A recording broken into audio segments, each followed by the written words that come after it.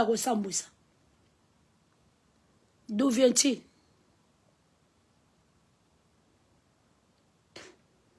Joram allait consulter le roi Josaphat pour lui dire que le roi de Moab a se détourné contre Ngai. Alors, faut que nous bundana bango. Aidez Ngai. Bo soutenir nga toke bunda. To quoi isaïe? Josaphat a lui, peuple na ona nga bako mutu moko. Arme na biso nyonso ya biso na yo comme eloko moko. Bazo ken po ba raconter le roi de Moab po ba battre ye. Si quand Josaphat a posé question, est-ce que ça na roi mon côté? Est-ce que na prophète mon côté awa? Toko ke le ko conciter. Aye bisa biso pesa biso itinéraire. Confiez-vous. 2 Chroniques 20. Confiez-vous à l'Éternel, vous serez affermés, mais avec les prophètes, vous réussirez. Est-ce que le prophète m'a pesa biso orientation d'un toko quoi isaïe? Le bien prophète Morazali awa Élisée. Roi bande ko sala ando sopela Elima ina maboko. Bakomi pa ya roi, bakomi pa prophète Élisée. Na otanga na 2 rois. Na otanga na 2 rois 3. 2 rois 3 le verset 1, fait nous obliger na sautant.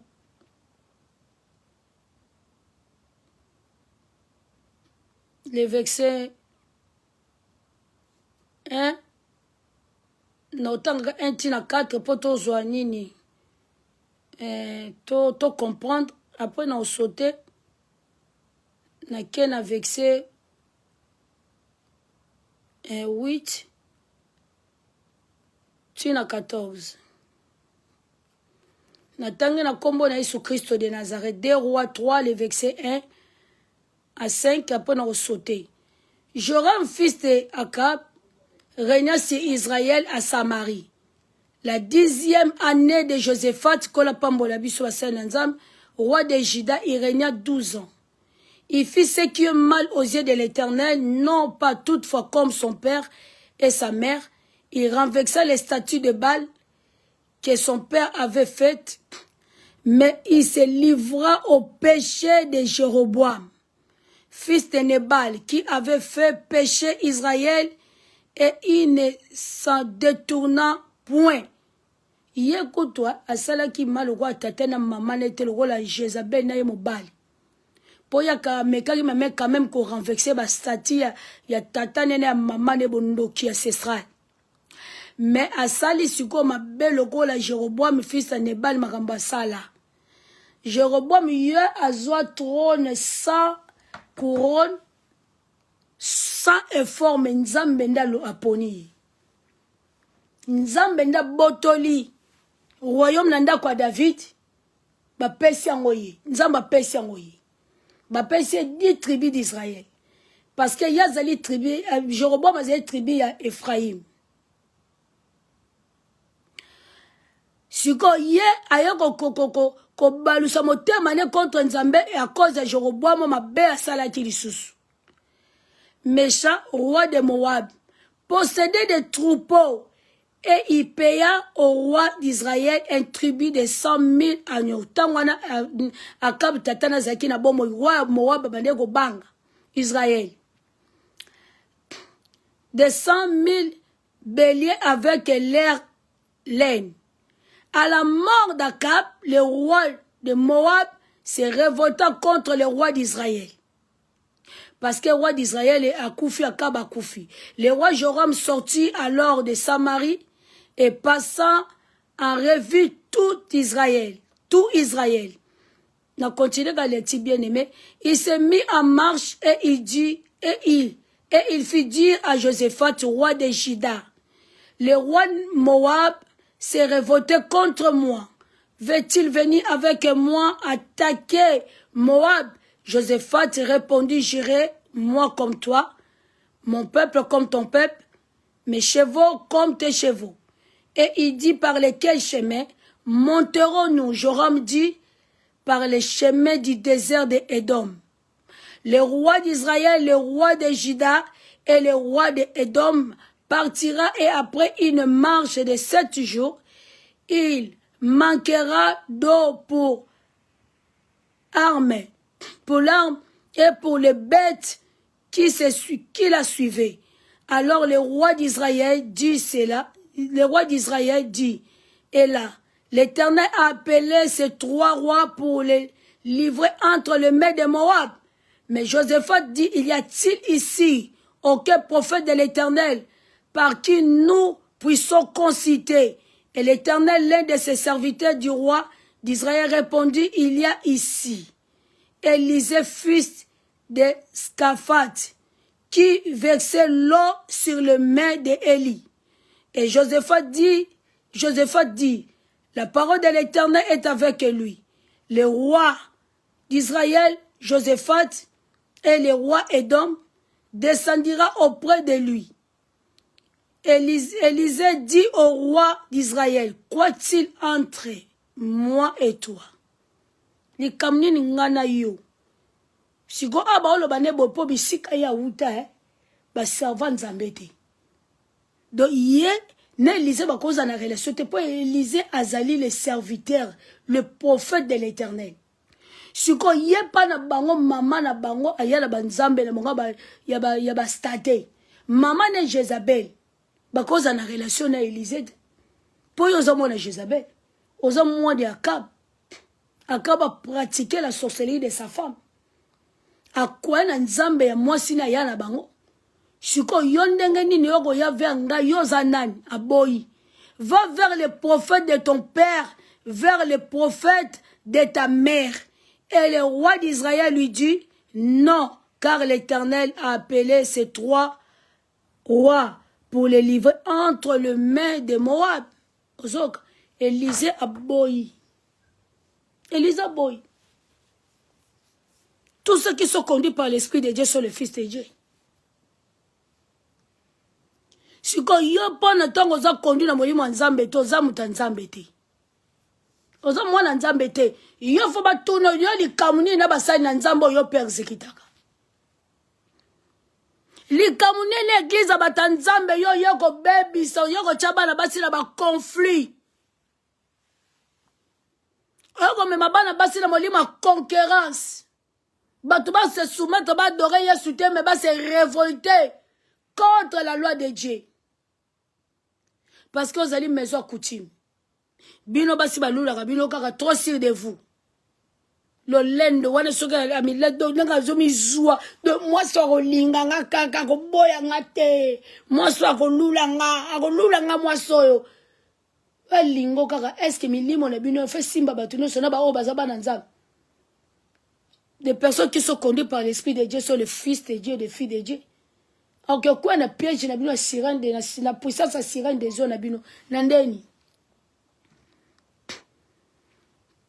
Na piège na bino ya séduction, ya sirène des eaux quoi na ndeni. Bien aimé, commence à implorer le sang de Jésus. Bana robela makaya so sokola yo. Bela makaya so soki kutu mwana ya Jéro ya Jézabel ba tuni yo le problème yango mwani boni ba sa na nzambe te de persécuter des hommes de Dieu butu na moi. Muto awuchuku na zo bunda na esprit na bunda na pasteur ala yego ye l'église na yo pasteur tongo moni ka bolokola soit fait bandimi ba koma yo bandimi baza nzambe te tongo moni kaka ya ye ngai nde na zabo ye pasteur na biso kuna mutu mabe pasteur wana tala yo ole cause na Saint-Esprit comprendre moi no ye wana azali maison ancestrale azali muto Satan yomba moko moko critiquer mon ndeko no pasteur okomo critiquer moi na tata na yo moi na l'Éternel le Dieu tout puissant l'Éternel Dieu très haut pasteur wana za bien te na moni pasteur wana boy pasteur wana bando combattre yote namoni ceci moli mwanzambe te yoka ninga zoke nango azoko tâtonner il faut ceci namoni bando papa bande kubundisanga mukomsuna lota ye pasteur azobundisa nzoka lokuta maison ya ancestral et que tu ne rebelle ko simso touche baza maison moko soza molimo nzambe te oza revêti na Saint-Esprit te oza na dimension ko leka bango te bako simso touche omani bato bazaka ko bengo ayibiso mondenge za boye luko mobali na ngai bi osambelaka luko mobali na ngai bi osambelaka ndenge za wana yo ibisaka mobali na nga ke nzamba lotisi yo ndoto loti ndoto mobali na nga pe babeti ye oyebise pena mobali na nga lobo loti ndoto babeti ye penza babeti ye mabe babeti balobi alukeli bango makambo akende oluka makambo na ndako ya bato ale yo mpo oyebi te basimbisi yo touche ozwi place ya moto lokola mwasi ya Jeroboam bato nyonso bakufa na ndako na bino baolina olesa bango mpo bambwa mpo boza babomination moto kaka kokundama na honneur eza oyo yango moni mibali wana bazalaka ti suka nango akufa na vie nesa mwasi yo kata mobali soki akufi na vie ya divorça na basi akufi sa mwasi azali na mwasi te bino bamona yango baje eza baje te ezitala oyo kosaka na nzambe te kosaka na nzambe te eza baje te eza makambo ezali réel ezali makambo ezali vrai makambo milimo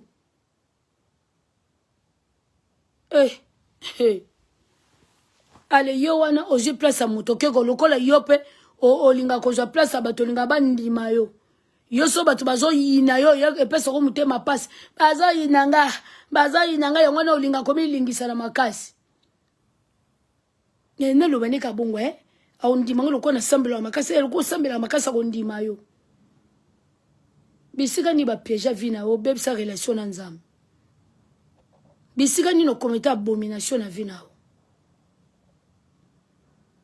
tala bisika okomete abomination parce que maison mosala na bango yango wana oya koyebi so kosa mobali na ye okosa ndoto baza bongo soki oza na esprit supérieur koleka bango te baosimbi biso batouche à haut degré bana mabe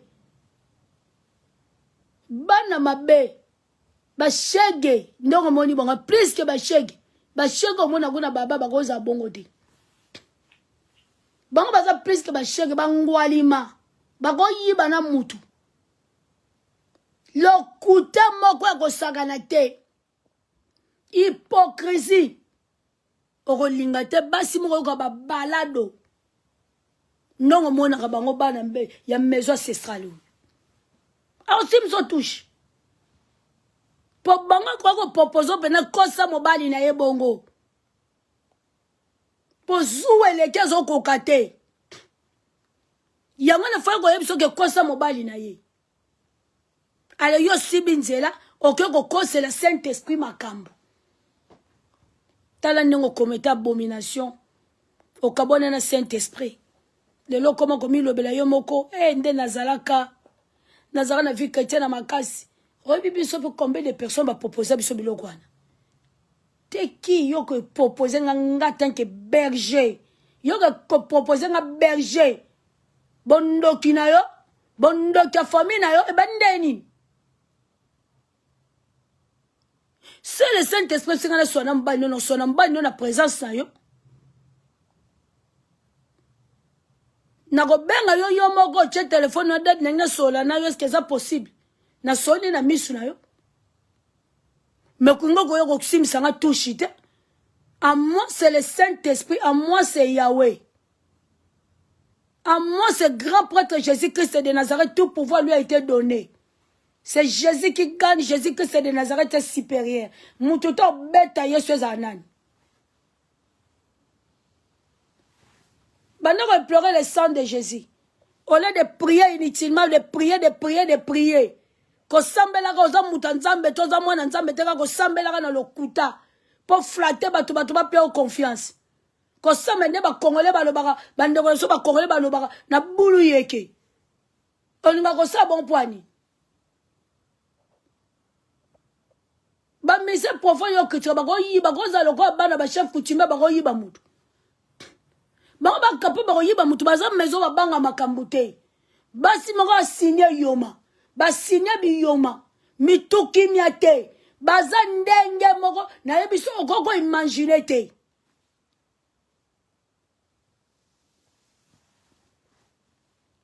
maison coutume mpo nika basi nyonso fo balinga bino yo bokomemaka basi ebele berere basi ebele lelo bayina baninga na bango likolo makambo ya maison coutume mibali na bango oleka lukaka sila na kuna na mbanda na sirene dezo azo nyata ye kuna azo nyatele bana kuna na kati ya ndako oleka luka yesu akangola ye yesu abundele liboso mbanda wana za na ye mbanda moko ayebi ye me ya yebi mbanda te mutabata mi alekio na mayele yo yebi sirene te me sirene ayebi yo basabotage mobile